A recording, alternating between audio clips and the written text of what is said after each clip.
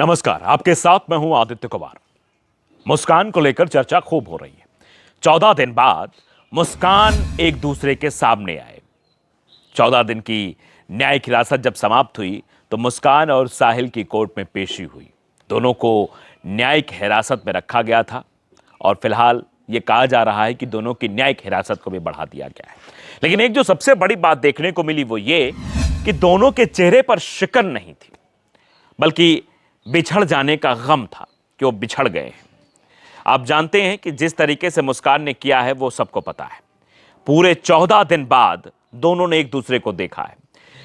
वैसे जिस दिन दोनों गिरफ्तारी हुई उसी दिन दोनों एक दूसरे से मिलने के लिए तड़प रहे हैं। ऐसी तड़पन के बारे में जेल से खबरें भी सामने आई है। आज मुलाकात हुई, लेकिन यह मुलाकात भी लगभग अधूरी रही क्योंकि दोनों के बीच में एक बड़ी दीवार खड़ी थी।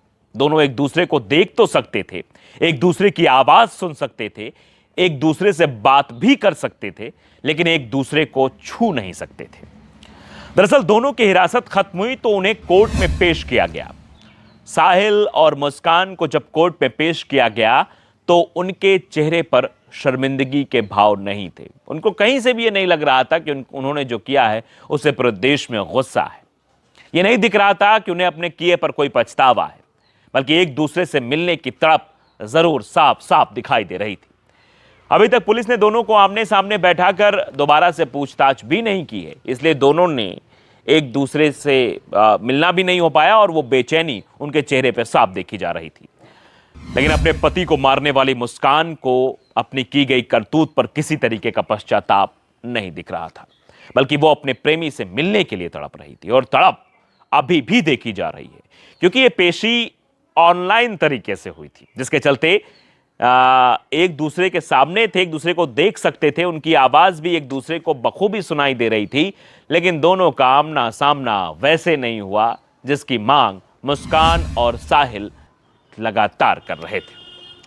मेरठ जिला जेल प्रशासन ने मुस्कान और साहिल को जेल में नियमों के तहत अलग अलग बैरक में डाल दिया है। दोनों ने एक ही बैरक में रहने की इच्छा भी जाहिर की थी कि एक ही बैरक में रहा जाए, लेकिन जेल मैनुअल के नियमों के कारण यह संभव नहीं हो सका। जेल प्रशासन ने साफ कर दिया कि जेल के नियमों के अनुसार ही कोई निर्णय लिया जाता है और फिलहाल दोनों को अलग अलग बैरकों में रहना पड़ेगा और दोनों अलग अलग बैरक में रह भी रहे थे। साहिल और मुस्कान के घर वालों ने उनका केस लड़ने से भी मना कर दिया। मुस्कान ने तो पहले ही यह बात कह दी थी कि उन्हें अपने घर वालों पर भरोसा नहीं है। अब बताइए जरा, घर वाले ऐसी बच्ची पर कैसे भरोसा कर सकते हैं कि वो उसका केस भी लड़े उसके कृत्य पर। जिसके बाद साहिल और मुस्कान ने एक सरकारी वकील की मांग की थी, जिसे अदालत ने मंजूर कर लिया।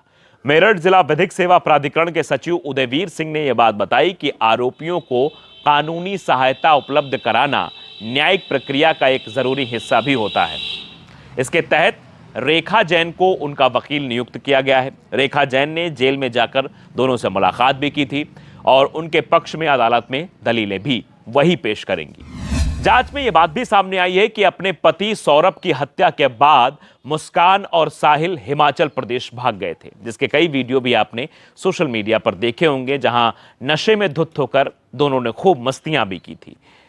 जो लोगों ने देखने के बाद लोगों के अंदर और गुस्सा आया कि अपने पति को मारने के बाद कैसे खुशी जाहिर कर रहे और कैसे घूम रही है। इन तस्वीरों को देखकर यह साफ जाहिर हो रहा था कि उसे अपने किए पर कोई पछतावा नहीं है।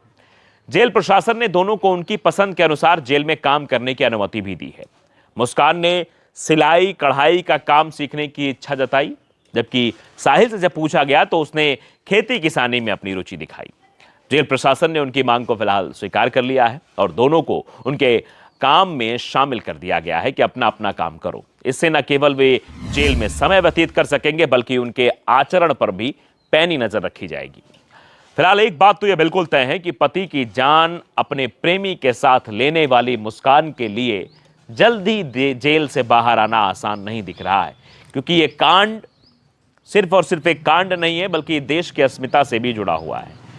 साहिल और मुस्कान के बाद जिस तरीके से मामलों की होड़ लग गई, औरैया की प्रगति यादव हो या फिर बिहार की एक घटना हो या फिर अभी हाल फिलहाल में गोंडा में एक पत्नी द्वारा दी गई धमकी का वीडियो जिसमें भी नीले ड्रम की बात की जा रही है, या फिर सोशल मीडिया में तमाम तरीके के नीले ड्रम को लेकर जो अफवाहें और मीम्स, जो मजाक बन रहा है, ये सब भी ये बताने के लिए काफ़ी है कि ये केस कितना पेचीदा है और उस केस पर हर भारतवासी की नज़र ज़रूर रहेगी। वो जानना चाहता है कि कब इन दरिंदों को फांसी की सज़ा सुनाई जाएगी जिन्होंने इतनी बड़ी साजिश की और मासूम सौरभ की जान ले ली। वैसे कुछ महिलाएं हैं जो मुस्कान के समर्थन में भी उतरी थी, लेकिन ये समझना जानना ज़रूरी है कि ऐसे लोगों का समर्थन करना चाहिए या नहीं, या फिर ऐसी समाज में कुरीतियों का विरोध करना चाहिए या नहीं, इसका फैसला आप ही कर सकते हैं। आपको खबर कैसी लगी हमें कमेंट बॉक्स में ज़रूर बताइएगा। नमस्कार।